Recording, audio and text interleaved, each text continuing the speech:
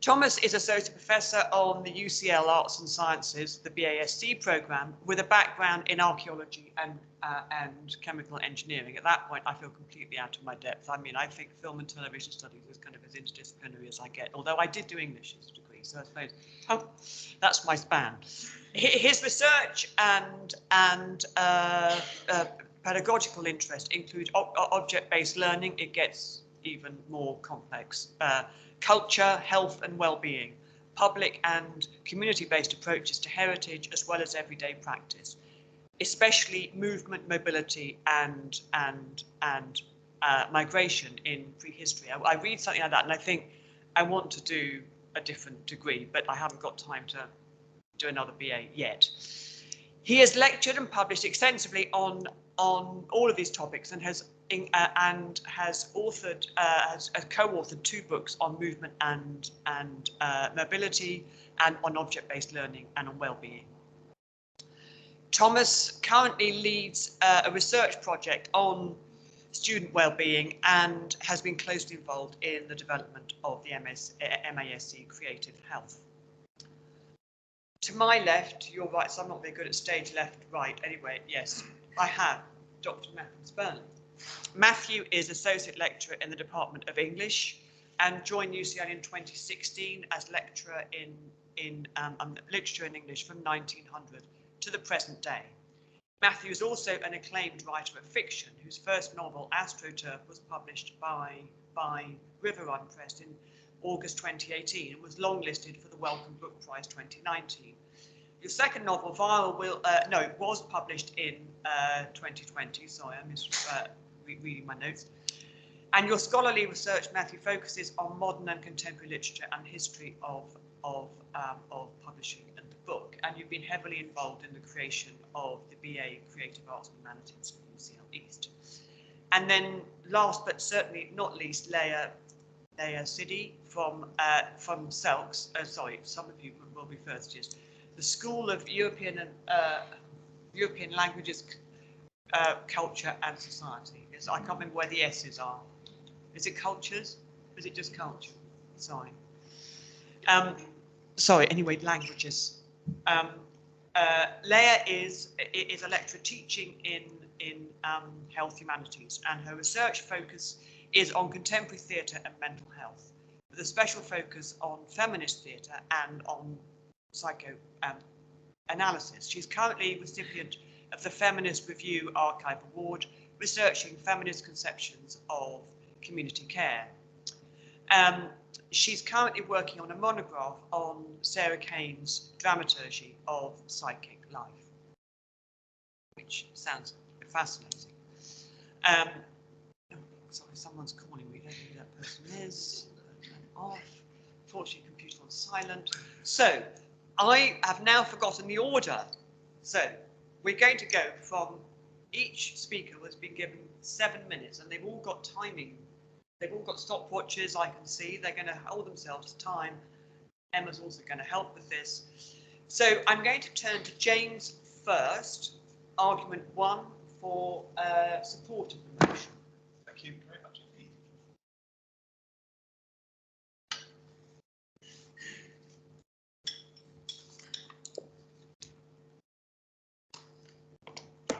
So, welcome. Thomas and I are going to make 3 basic arguments for why the arts and humanities are good for our health. But before we get there, I need to clarify the motion in a couple of ways. First, what exactly is health? And second, what are the arts and humanities? So I'm a philosopher, and I've actually written several thousand books and a number of articles on the topic of how to define health. So suffice to say, it's a topic about which there's a fair amount of disagreement, and we might have a long discussion. But I'm going to cut to the chase here, so that people often begin by thinking about health in quite narrow and biomedical terms. For instance, they might think that you're healthy just in case you don't have any obvious disease. But there's 3 reasons why it is that over the past 100 years or so, people have pushed towards a much broader idea of what it is to be healthy. The first reason is the more we learn about the early warning signs of disease, for example, that you might have a disease which predisposes, they might have a gene which predisposes you to have a disease, but it won't invariably cause it. But nonetheless, you might want to take some therapy to stop that happening. the more that doctors have suggested that we should broaden our conception of disease. So it's not just about if you feel ill now, but do you have risk factors that might cause you to get ill in the future? Second, particularly here at UCL, we're probably mostly aware of the way in which epidemiologists such as Sir Michael Marmot have argued very strongly that health has social causes, such as workplace stress or income inequality. So that health is not just biomedical, but social as well. And third, there's strong reasons for wanting to have a positive rather than just a negative conception of health. So being healthy isn't just about being healthy is about thriving. It's not just about getting by. This is one reason why the World Health Organization defines health as, I quote, a state of complete physical, mental and social well-being, and not merely the absence of disease or infirmity. So we propose to take this more expansive conception of health as a target for our debate today. So health is both social and biological. It's about thriving as well as the absence of disease.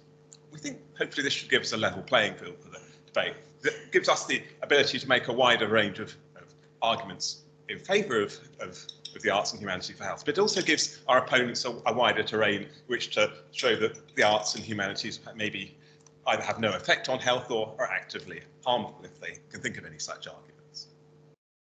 So I should briefly say, given that this debate is sponsored by the arts and the Faculty of Arts and Humanities, what the arts are and what the humanities are. So that in a faculty like this, we often run them together as if they're part of the same thing, but I think they're actually subtly different from one another. It's worth drawing that out. So that the arts, I take it, are mainly involved in making text, performances and artifacts. So the arts would include things like creative writing or novels, short stories, film, dance, drama, visual art and so on. But the humanities are a set of intellectual disciplines that seek to interpret, contextualize and critique texts, narratives, artifacts with the aim of better understanding the world. So some of what we study here in A&H is the arts. So if you're in the Slade School of Fine Art, then you'll mostly be interested in art making and be taught by people who are also doing art making. But the vast majority of what we do in arts and humanities is actually humanities scholarship. So you might be studying post-colonial Latin American fiction or the art history of the Northern Renaissance or perhaps Cicero's rhetoric. So there's two kind of subtly different questions that are hidden within our motion that we might want to draw out in the debate.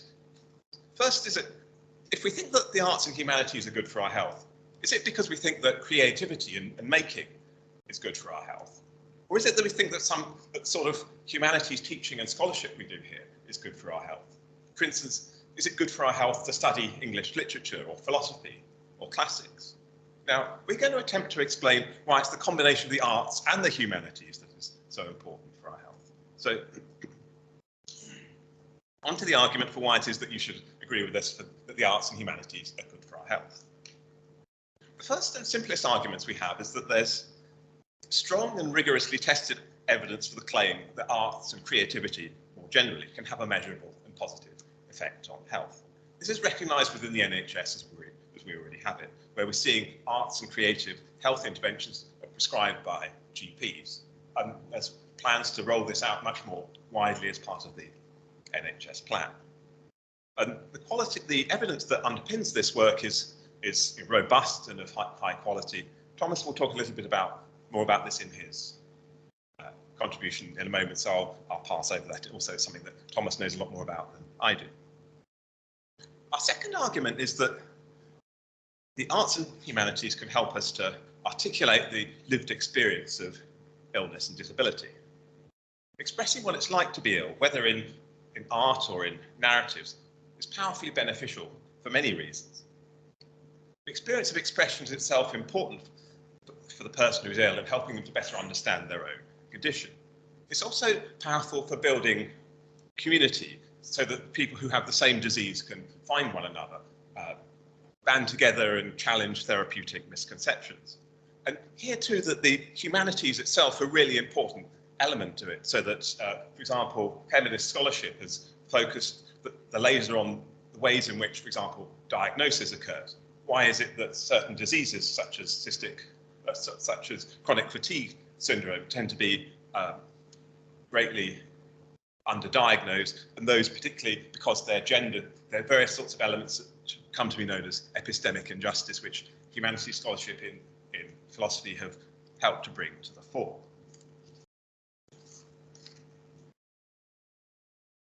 But being able to draw on patients' lived experience is also important for doctors themselves in finding which therapies will work best. For example, the artist Deborah Padfield, who's based here at the Slade School, spent several years working with patients with chronic pain, co-creating images with them to help express what their pain feels like. And these images then used in a very practical way in care, so that they're able to make a set of actually very large playing cards, which other patients could spread out and look at those, find an image which resonated with their own experience of pain, then use that to take it into the doctor and start a conversation about here's what it feels like, rather than just being mute and inarticulate as we often are in the face of pain. It turned out that an arts project helped people to express their pain so that the doctors could better understand it. And also, that was crucial for diagnosis as well, because often if just somebody just says, well, I've got dental pain, the dental physician might not know what to do, but if you can explain it and what that pain is like, then it's really helpful for diagnostic purposes. So arts and humanities is incredibly useful for making progress. Our last argument is just that the arts and humanities aren't just helpful or conducive to health, but that creativity itself and the sense making that we associate with the humanities is an important component of our well-being. Whether as readers or as interpreters, engagement in the arts and humanities just is a part of well-being for its own sake, as well as powerfully conducive to well-being when thought of in narrow ways as well. So support the motion.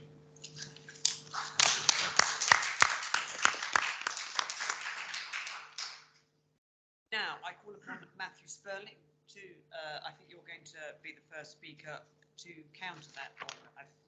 Yes, seeing as Matthew's got up, I think I've got that right. Thank you, James.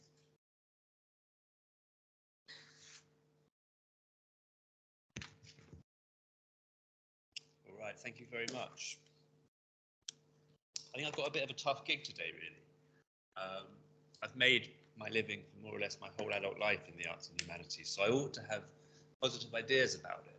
I ought to be selling it to you. But now we've heard all sorts of strong arguments for the good that the arts and humanities can do, how they can help suffering people, how they can create communities, how they can help people express their pain. So who could possibly be against that? What sort of monster could I be if I was going to oppose this motion? And yet I want to. I want to try to. When I first heard about the motion, I guess I'm standing here as a creative practitioner, as a literary scholar. So in a way, it's fair that my first reaction was a kind of aesthetic reaction. I thought, well, that sounds a bit cringe. You know, that doesn't sound very cool. That doesn't sound very me. So I want to sort of stick to that. I don't think that whether the motion is true or not, I think perhaps it's the wrong kind of question. Now, Leah is going to speak more, I think, a little bit about why we perhaps shouldn't instrumentalize the arts and humanities in support of this kind of cause. But I want to try and make a slightly broader argument for negativity in general, actually, for a negative account of what the arts and humanities might do. Because I wonder whether actually there's a kind of category mistake in the proposition. Because it seems to me that actually, in the broadest terms, the motion proposes the human subject as one that sort of rationally seeks to maximize its well-being, it wants to be well. And it seems to me that's not always, or not necessarily, or not completely the case. I think if we look around us, even very briefly at our own lives and the lives of people we know, we see in all sorts of ways that people seek their own harm, that they want self-destruction, but in certain important ways we're all opposed to our own flourishing, and that that's an important part of life as well. I guess I'm thinking of the kinds of argument that Freud makes in Beyond the Pleasure Principle in 1920, where he sort of has this great breakthrough, and he formulates the absolute importance of the death drive in all of our daily endeavours. Death drive which he sees showing in our need to repeat traumatic experiences, in the kind of compulsion to seek out painful experiences, in the sort of constant repetitive tendency we all have to get into sort of damaging interpersonal dynamics, to find relationships that are going to end in betrayal and disappointment. I mean, actually, it seems to me this is an important part of life, and this is part of what we get from art, I think. It might be that we go to the arts and humanities in order to reenact our trauma, in order to make us feel sadder, in order to complicate our feelings, and in some ways to find something powerfully negative. So I want to suggest that actually it might be that the arts and humanities might have quite dark, negative powers, and that might be part of the point of it. That might be part of what we need to get from our engagement with art practices and from the disciplines of scholarship. And yet, I think we're going to hear evidence about these sort of measurable benefits that engagement with art has had, and that's quite difficult to oppose. If doctors are prescribing art therapy to unwell people on the NHS, and it's sort of measurably working and increasing their well-being, how could we possibly be against that? Well, I don't know if I am, but I do wonder about the timescale of that, because it seems to me that while that sort of initial exposure to creative practices, to expression, to study, to certain kinds of learning has a very powerful effect, in the long run, I'm not so sure. I say this having spent probably 20 years trying to make literary writings, 20 years studying and teaching literature, and it's not quite clear to me that the effects are wholly positive ones. If I think about my posture, if I think about the amount of time one spends sitting down, being inactive, if I think about my eyesight, I'm thinking here of the kinds of argument that Robert Burton makes in The Anatomy of Melancholy. Hundreds of years ago, in 1621, right at the beginning of the conception of humanistic study, Burton has a whole section of that book dedicated to the misery of scholars.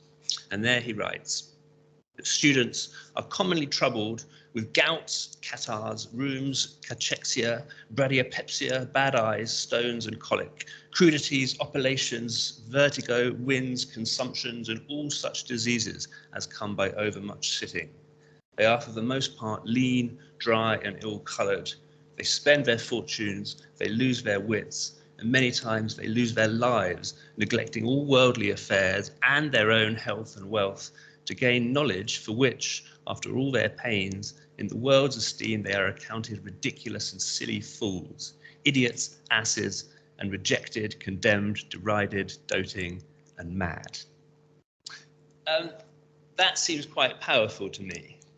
It seems to me that in some ways Burton is onto something in his diagnosis of the long-term effects of a life dedicated to artistic practices and to study. But I don't know, you're the ones who have to vote on this. If it were the case that the art and humanities are good for one's well-being, it would surely follow that the people who sort of have been professionally practicing them for a long time would be some of the people with the most well-being, the examples of the best mental health among the human population. They would be stable, they would be happy, they would be kind, they'd be well-balanced, they would be wise, good-natured. And I'm afraid to say that when I look around at my academic friends and colleagues, I'm not completely sure. In fact, I sometimes wonder whether the people who've dedicated their lives. Now, I don't want to if you're a student here, I don't want to disabuse your ideas about the people who are going to be teaching you on your degree. But I have to say, I'm not completely convinced that we all stand as examples of positive, flourishing, thriving mental health. And that makes me doubt the notion. It reminds me a little bit of one of the aphorisms of Samuel Taylor Coleridge, who wrote in his journals at one point that while poetry heightens our sensitivity to artificial feelings, it numbs us to real ones. And I wonder whether that might be extended to cover a lot of the other parts of humanistic study, that although it makes us more sensitive and more thoughtful about life as an object of study, in certain important ways it might numb us to our own lives. It might make us feel and understand less about the actual circumstances of our lives and our relations to other people. So I think in a way that's what you have to vote on when you when we come to decide this motion, we stand as a kind of exhibit here of people who've spent their lives in the arts and humanities. And you have to ask yourselves, do we seem well to you? Thank you very much. Matthew, thank you. Thomas. Thank you.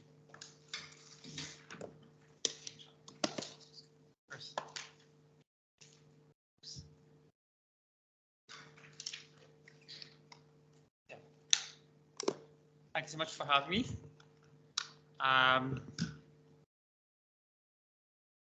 I wanted to start this with a word of warning that over the weekend I've been receiving debating lessons from my 14-year-old daughter. She has imparted to me a very clear winning formula for the steps we need to go through in order to win this motion. So apologies to Matt and Leah. And we better bloody win, James, because otherwise I'm in trouble. So my argument will center, expanding from what James has already said and engaging a little bit with Matthew's comments, will center on three main points. That is, A, that the arts and humanities are not merely good for our health, but that they are essential for a healthy life.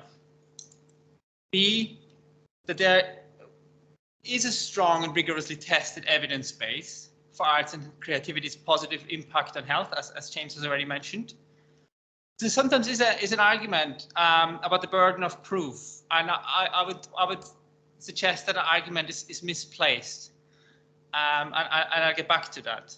And then thirdly, or C, that all of you in the room, any of you watching this being streamed, are actually already engaging in various arts and cultural activities, in the broadest sense at least, in order to support your own health and well-being. Meaning that even if you haven't realized, you are already convinced of the health benefits of arts.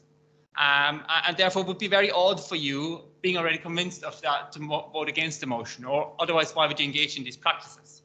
So my first point, then, to expand a little bit on these 3 points, relates to what we mean by something being good for our health. And I've also, like Matthew, I've also been troubled with this question, with the motion. And in a way, talking about the arts as being good for your health makes as much a little sense as talking about air or food being good for our health. In other words, I think that, like air and foods, the arts are not just good for our health, they are essential for a healthy life. I guess few people would argue with the idea that air is important as a vital ingredient of life. Yet, sadly, we have learned about the tragic consequences of pollution in the case of Rosamund Adukisa-Debrah, who was killed in 2013 after daily breathing the toxic air around London South Circular Road, leading up to her very short life, the end of her very short life. And equally, we can make arguments about food being, we can't live without food, but also on the flip side, our eating habits, our dietary habits in the 21st century are one of the most common killers for one of the most common causes for premature death for many people. So therefore, arguing like Matthew has done a little bit, that because some artistic practices or humanities engagements, like those of his fellow scholars, are bad for our health or unhealthy, doesn't in any way prove that the arts themselves are bad for our health. When I would argue the opposite is the case. And this, in a way, brings me to my second point then, a little bit talking about the burden of proof and the evidence for that the arts are good for our health. And the motion, just to go back to the idea of the motion is that they are good for our health. The motion is not that they are a cure when you're already ill. And I think that's a completely different debate we'd be having if that was the motion, right? So therefore, there is proof, and I'll come back to that briefly, but we are not saying that arts on prescription, and that's a growing movement, and I can tell you lots more about this if I had time, is equivalent to certain pharmaceuticals that can cure cancer or stave off depression. That's just not the case, and that's not the argument, that's not the debate we are having. Having said that, there is a lot of evidence for artistic engagements being an amazing painkiller and actually helping doctors to limit the amount of analgesics they have to prescribe, of painkillers they have to prescribe. Similarly, they can be a great stress reliever, and therefore by extension helping to reduce cholesterol and blood pressure and in a way boost the immune system. And a wonderful approach of playing classical music to neonates, to premature children in incubators, has proven that they thrive quicker than those who don't get exposed to classical music and are able to leave the neonatal unit earlier than they would normally be able to do. So I think, and if you want more evidence, have a look at Daisy Fancourt's book, Arts and Health, for example, which outlines a lot of that evidence very nicely. But as I said, we're not really here to debate that motion about arts as cure for illness, but arts in support of our health. Let's go for it. If I hope I don't take up too much time. But if we want to stick with traditional biomedicine, there was a quote from a doctor who works as a pediatrician in Manchester University Hospital. And it's so striking. And that was left as feedback in the Whitworth Art Gallery, which is directly across Oxford Road. So you just walk out of the hospital, across the road is the art gallery. And on a feedback comment sheet, he or she wrote, and I better read this. Whenever I lose a child in the operating theatre, I come here, i.e. to the gallery, and look at some beautiful art. Then I go back to work and save the life of another child. So if art is capable of supporting those who are charged with keeping us healthy and even alive, clearly then, by definition, it must be good for our health. And then my final point, I just want to talk very briefly about the idea of conventional biomedicine and the burden of proof in a way. The argument that the arts is not as good as traditional clinical approaches presents us with a deficit model of health. That is, we are focusing on illness and disease rather than health and well-being. So the idea that all is fine until one gets ill, and then one needs to do something or take something until we're better again, and then we're back to normal until the next time, is, I think, fundamentally flawed. And I would argue that we should look at health as a continuum throughout that transcends all of our life, and therefore think about the things that we need to do to maintain our health. And let me finish by asking you all a question. I'm not expecting you to answer that question, and that is, what are the things that you do to support your own well-being? And as an example, I asked that same question last Thursday to our master's students in creative health. And the top answers they gave me were being in nature, cooking, reading, yoga, music, that's both listening and playing music, and craft and skills-based activities like drawing, knitting, musing again. And while we can debate about being in nature, whether that's a humanities or artistic activity, I would argue it is, but even if you disagree, all the other 5 clearly qualify as being part of the arts and humanities. And I would be surprised if, for your own answer, in your top 3 answers to that question, what it is you do for your health and well-being, if not at least one of them qualifies as an artistic or cultural activity. Thus, I think we can all agree that if the arts are something that we all engage in, at least in part to support our well-being, then by definition, we all must agree that they are good for our health. And in that context, and for the sake of my 14-year-old daughter, I'm asking you to support the motion. Thank you.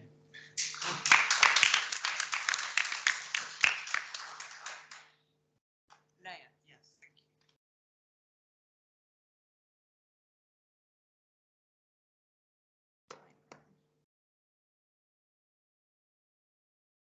Hey, thank you for having me.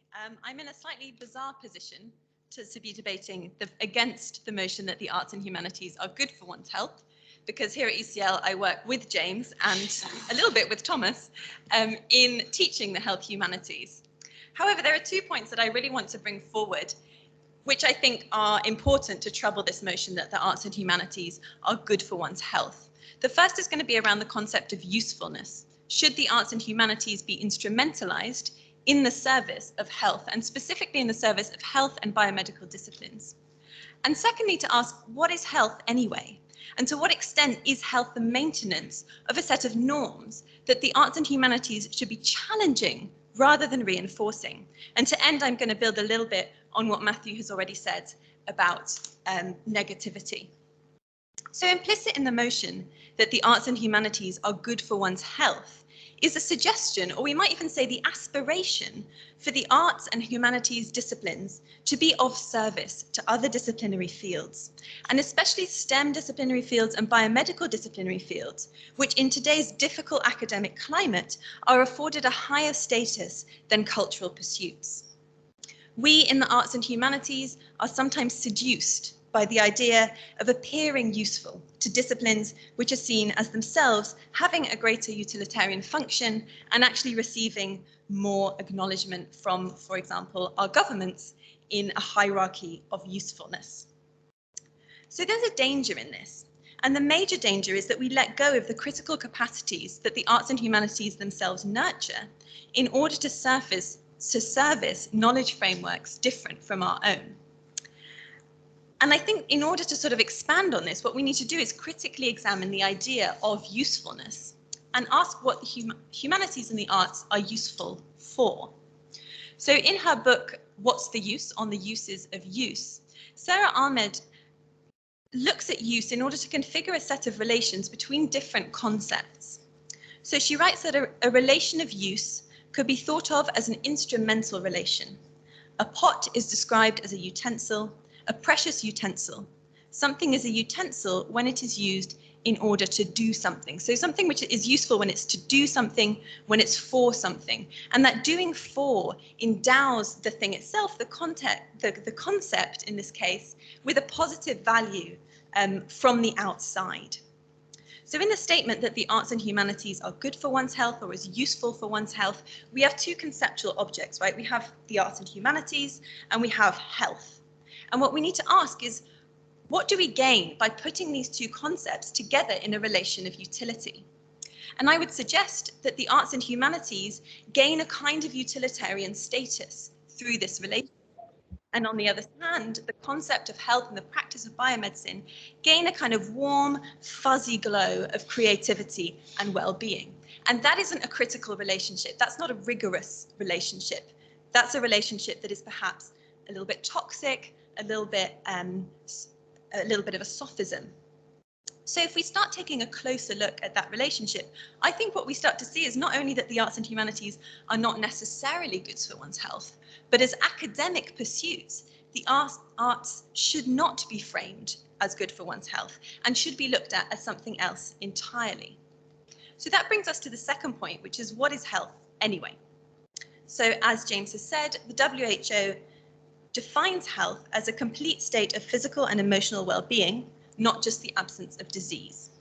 And I would say that implicit in the notion of a complete state of physical and emotional well-being, I don't know if anyone's ever achieved this on any day of your life, is an implicit notion of an idealistic good life, which is created through a set of norms. So the idea of a healthy mind and a healthy body changes over time. What it meant to have a healthy mind in the medieval times is not the same as what it meant to have a healthy mind today.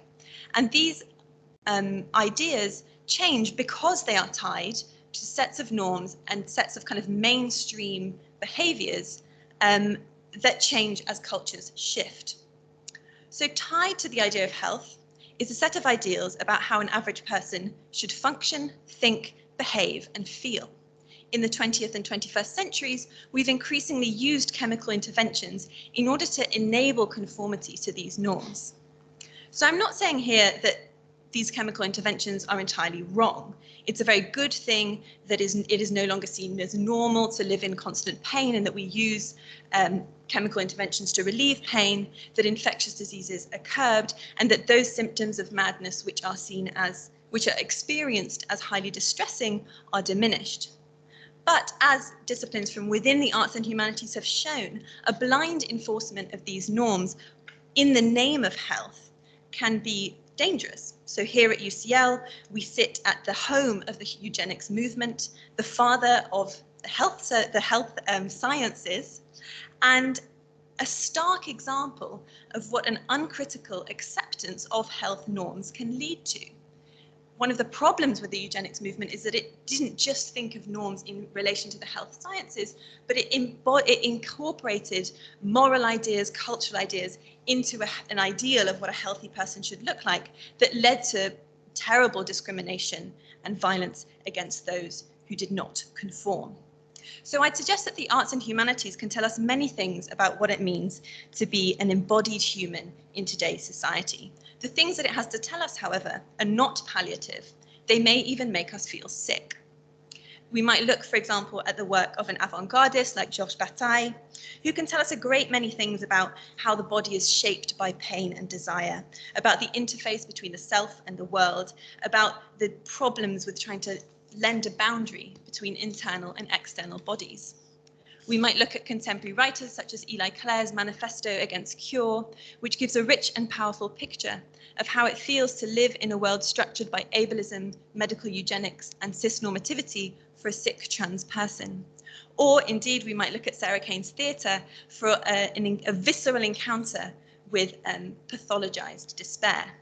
But none of these works, I don't think, are going to improve our health. They don't invite us to conform to a universalized understanding of well-being and happiness. They make us feel anguished, messy, rebellious, willful, and misbehaved, just as I would say, as the arts and humanities should. So, to conclude, if you want to feel healthy, I suggest you go to the sports science department. If you want to be provoked by troublesome and messy knowledge, come to the arts and humanities.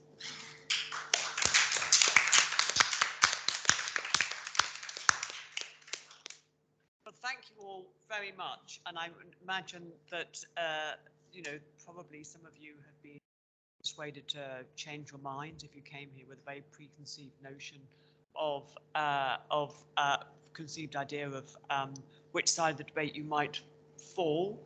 And Emma, sorry, I'm leaving you to deal with online questions if there are. We've got a bit of time now for over to you. Before, what I'm going to do is we're going to discuss this, and if you've got questions for any of our speakers, that would be this is the moment to pose them. And then before I ask you to kind of decide which of the two camps wins, I'm going to ask for like a kind of soundbite version of from each of our speakers to kind of sum up their own argument to finally persuade you. So over to you, really. Are there any questions that you want to pose? Any things that you want to challenge about what you've heard?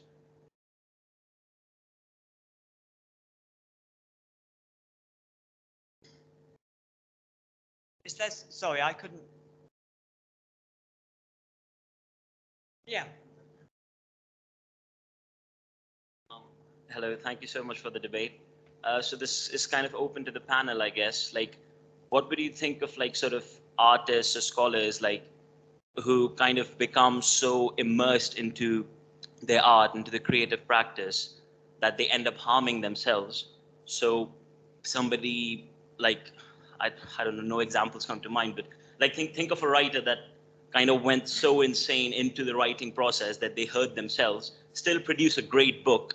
So now there can be two sides to this, that, okay, this is harmful because, well, they hurt themselves both mentally and physically.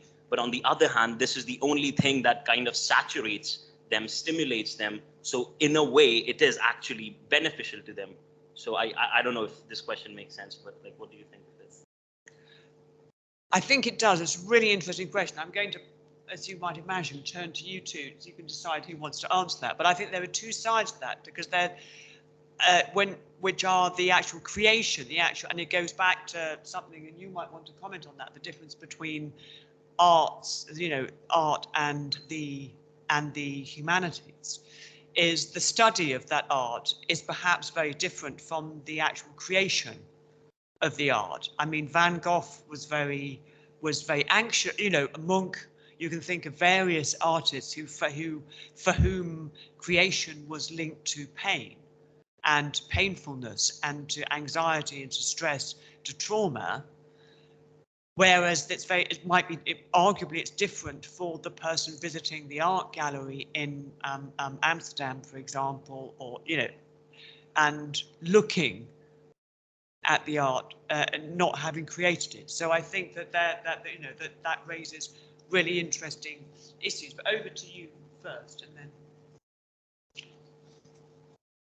So I think, one thing I would say with that mythology, and I think it is a mythology, that the production of art on painful subjects makes people ill, is that we need to be careful about not confusing a correlation with a causation and presenting with an argument that has no counterfactual, right? We don't know that if Virginia Woolf didn't write novels, she wouldn't have been suicidal. Most likely she would have been very pained from not writing novels. You know, the artist Camille Claudel's sculpture was put in an asylum for being a disruptive woman.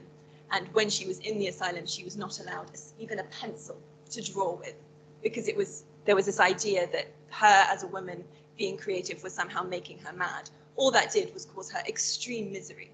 So the idea that, you know, there's some kind of self-harm involved in creativity, I think is quite a dangerous one. And I think often what we're looking at when we're looking at artists who suffer for whatever reasons and put that suffering into art is simply the fact that, you know, life is complicated and difficult and involves despair. Despair is on the spectrum of human experience. And I don't think it is necessarily always pathological. And the arts can help us to understand despair in many forms.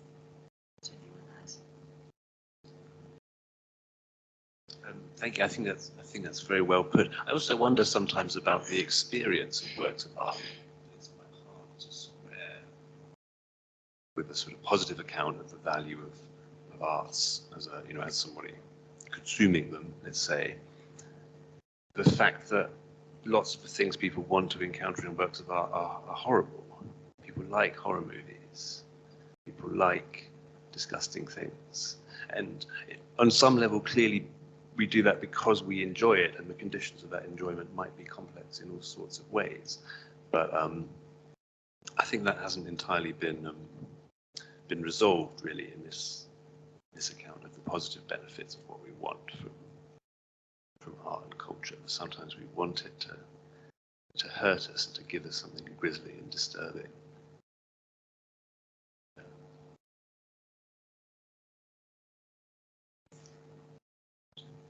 Yeah, I'll say a little bit. So it strikes me that the question of painful art is an important question for our side of the debate. And I didn't find myself really disagreeing with anything that Leah said. It may be that partly in some ways she's making some of the arguments that we want to make. But to think about what it's like to be a member of an audience, say, of a Greek tragedy, or to see art which itself seems to involve pain. Why do we do it? I mean, one of the things that Matthew suggested almost that there may be this element of masochism, and maybe that's there for some of the time, but I think that more often than not, there's a realization that life has as a central possibility for all of us kind of extreme sorrow and suffering. You're a very lucky person indeed if you go through life without losing somebody you care about, or without somebody you care about getting, say, dementia, or people dying in other unpleasant ways. And so that art can be a way of reflecting on those possibilities in a space that's safer than happening in the real world, partly to prepare us for that, and to sort of reflect on how we think of ourselves, how we could survive something that we know may be coming. So that it's a way of almost sort of trying to come to terms with things that are often too painful for them to think about lucidly, but we can do so in the context of art. And so it's a way of coming to terms with suffering in a way that hopefully makes it more positive for health than it otherwise would be. Just adding something very briefly as well. Thanks, James. I think clearly an artist, like I'm thinking straight away when you ask this about Marina Abramovic lying on an ice floor, cutting herself with a razor blade, right? Clearly that's not good for anybody's health. But that goes back to the second point I made, that just because some artistic practices are bad for your health. In the past, obviously artists were chewing lead pencils and dying prematurely of lead poisoning and so on. That doesn't mean that arts are bad for our health. And I think there are two really important points here to consider that we haven't actually looked at yet. And one is about empathy. There's no evidence that if you go to a sad film and you cry, that is damaging to your health. And in fact, I guess the opposite, that art allows us very often to put ourselves in somebody else's shoes. It allows us to empathize. And whatever about an individual level, on a societal level, empathy for societal health, and think about the hour, that's the one word in arts for our health. We haven't talked about is hour. So if you don't think about hour as me, if you think hour as us, empathy is really important. And the arts and humanities make a huge contribution to that. And I think that's a really important point. And the second one is about flow. There's a Hungarian philosopher called Mihaly Csikszentmihalyi, really long, complicated name to pronounce properly, so apologies, who came up with the concept of flow, of completely losing yourself in what you're doing. And many practitioners of all sorts of arts can report on entering this state of flow. Some people call it the zone as well, when you completely forget about everything else in the world and just focus on doing what you're doing. And there's lots of physiological tests that makes a huge difference to your health and well-being if you enter states of flow, because it reduces your blood pressure, it boosts your immune system. So being able to lose yourself in something, whatever that your thing is really important.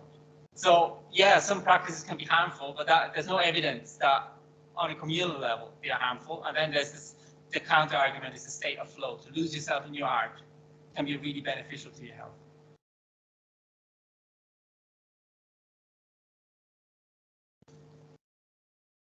Are there further points that people want to make? Yeah, great. Hi, I would like to make two minor points. The first is about moderation. I think that just as food and air are good for our health, an excessive amount of these things can be damaging to our health. And I think the same goes for art, especially for amateurs like us. And also the second point is to add to what you said. I think it's totally possible, and I think in many cases it happens that the art happens to be damaging to the person creating it, but in the end it's actually contributes to the well-being of humanity. And I can give you many examples like Van Gogh or the philosopher Arthur Schopenhauer, who was very painful, who was very sad in his life, but his philosophy gave a lot of good advice to young people.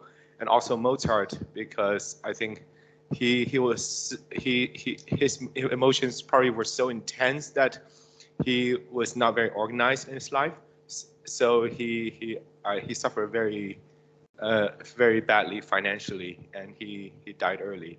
But his music have become a consolation to all the people. Yeah. Do people want to add to that?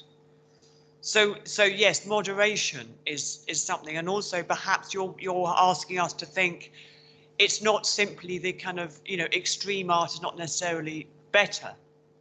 I mean, these are huge arguments in my own discipline of film studies, for example. It took a long time for Hollywood to be considered anything other than just entertainment, that it to have any artistic value, because it was there to entertain and was in that sense moderate. It wasn't art cinema.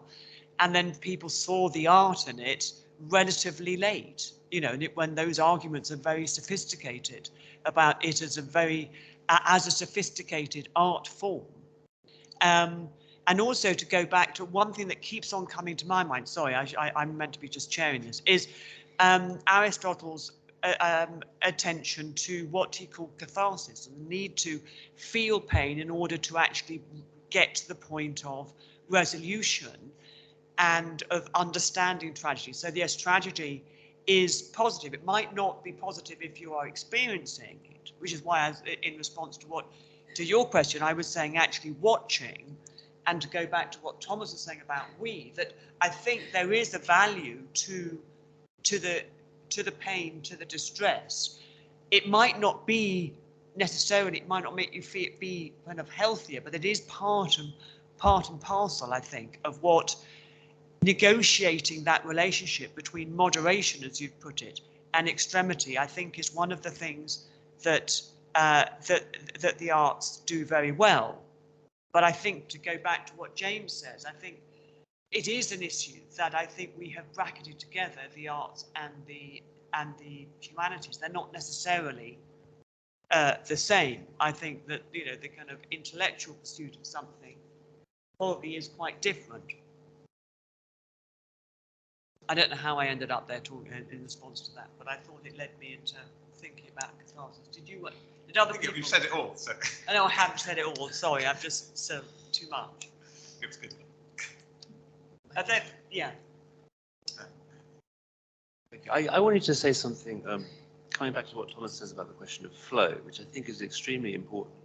But it makes me wonder whether there's any kind of necessary relation between the arts and humanities and that, because it seems to me that, you know, the control experiment would be, would people get the same benefit from doing woodwork or doing gardening or doing anything absorbing? Because fundamentally people just like to be absorbed and they like to be in a flow state.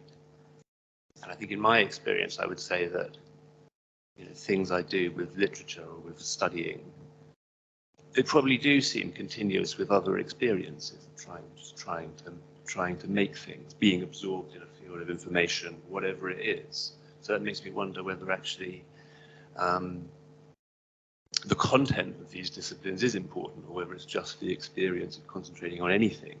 You know, we might all be doing Sudoku puzzles and we would get as much from this as we do from doing the arts and humanities. Yes, because I was thinking, where in fact do I lose myself? But anyway. Yeah. So I think it's a good point. So certainly, I think there may be elements where, you know, I guess it may be just we're all academics. Hardly anyone's thought of sort of sport as an example. So for most people who aren't academic, maybe sport might be a central way in which people experience flow. And again, there may be not anything that intellectually challenging about it, but just being able to play the game or to play the game together with friends may be incredibly important. The thing I wanted to come back to, it maybe is the humanities element in all of this. And so one of the suggestions from the opposition was the worry that maybe to say that the humanities are good for our health might be to instrumentalize them, effectively to say, well, that's all that they're useful for.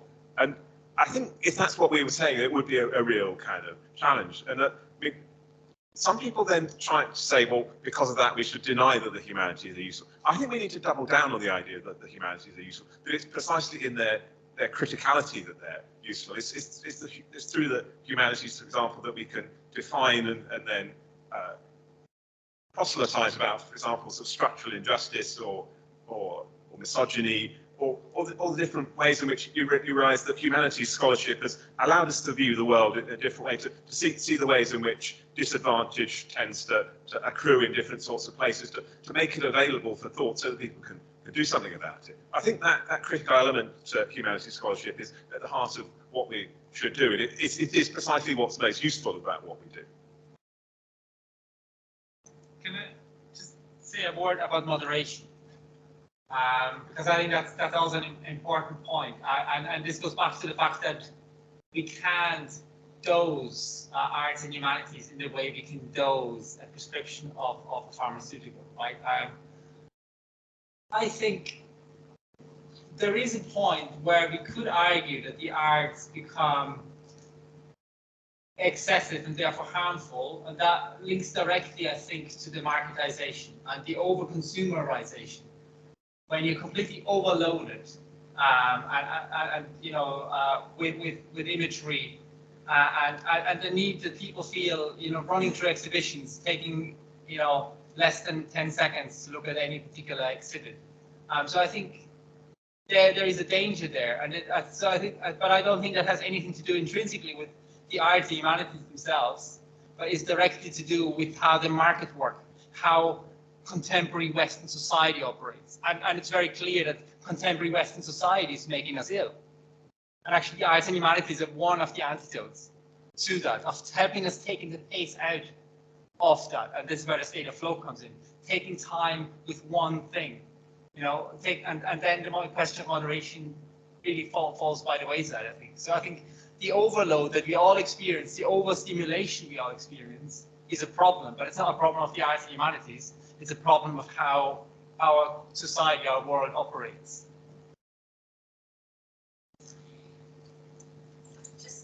I'm going to disagree with you on the point of excess. I think that the arts and humanities, as practices and as scholarly practices, are completely excessive, and we should embrace that. It is an excessive thing to do to write a book. It is an excessive thing to do a PhD in the humanities and spend between 3 and 5 years thinking about one idea. That's what we're doing here, because of a belief in the power of critique, in the power of rigorous thought, in the power of creativity, that is all about excess and not about health, not about moderation, not about, you know, confining ourselves to these small normative practices. And I think we should embrace that. And it's very extra to be in the arts and humanities, and that's fine. Yes, no, absolutely. One thing that we're not very good at doing is sticking to time. No, but there is a final, and I'm going to have to call a vote. I just find it going to be almost impossible to, anyway, vote on this, but we might want to try. Thank you for the final question. So, like, I think it will be interesting. Like, I just want to kind of introduce something like that hasn't been, I don't think has been discussed a lot in the debate. What would you think about sort of pertaining specifically to art, about the interpretation and extrapolation that art gives rise to? So imagine Nietzsche with his idea of the Übermenschen. Now, when Nietzsche came up with that, he came up with that in terms of philosophy, in terms of advancing human thought. But somebody like Hitler interprets that the wrong way, causes just mass genocide. In a more contemporary sense, imagine somebody like a J.K. Rowling, who is very intrinsic to the fabric of art and culture in our society today. But her views about the trans community have incited violence against members of the trans community. So here we have 2 examples, one from 100 years ago, one from today, who extrapolate, different actually, but I think you kind of get the point. And also with Hitler, we know Hitler used to paint. Hitler was technically an artist who got rejected from, what was it, the Linz School of Art in Vienna? Vienna School of, yeah. Yeah, Vienna. Yes. And then that rejection did form part of his genocidal maniacal tendencies, right? I'm sorry, I've thrown a lot of information here. Just a similar point on that. I mean, the reason why Plato refuses entry to the Republic, the ideal state to the poets, is they deal in illusions. It's not the world as it is, right? It's made up. And in a sense, it provides us with unrealistic models of way to live. It provides us with unrealistic models of romantic love, of the purpose of suffering. You know, it's not the world as it is. It is excessive. It's a deviance from it. And that's, of course, why it can be interpreted in those ways. You know, my question to James and Thomas would be, who would want a healthy art? What does that look like? Right, a healthy art is rosy-cheeked peasants and, you know, noble socialist workers in a socialist realist painting. Good art is something that isn't there. It's something that's excessive, that deviates from the norms, and that can indeed go in those dangerous directions too. But what is a healthy art? I think with your cooking and yoga and crafts and nature, a healthy art isn't art, it's kitsch, right? Art that is sort of good for you is going to be kitsch. Yeah, I kind of feel I don't believe that, but I'm trying to think of the example. You know, it's really hard, but I do think, Peter.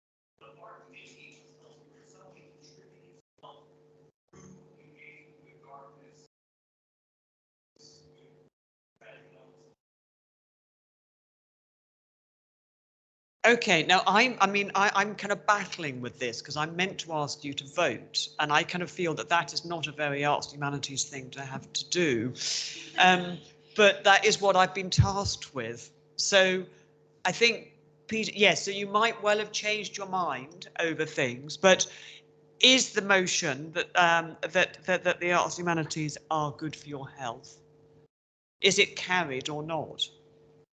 And what do we do? Do we put up our... Oh, if we... Right, we have a link there and a QR code where people in the audience and at home, if they're watching from home, can cast their vote. And whilst we're doing that, we have a couple of notices. So we've got a couple of minutes, so please cast your votes, and we have a couple of things to mention. Cool, thank you. I know you're all voting, but if you've received an email from me lately, it will be about joining our Student Ambassador Programme in the Faculty of Arts and Humanities. Whether you think they're good for your health or not, you might want to represent us at various events such as Open Day, online and other things. So if you're interested, please sign up and join us. Thank you. Just something quick from me.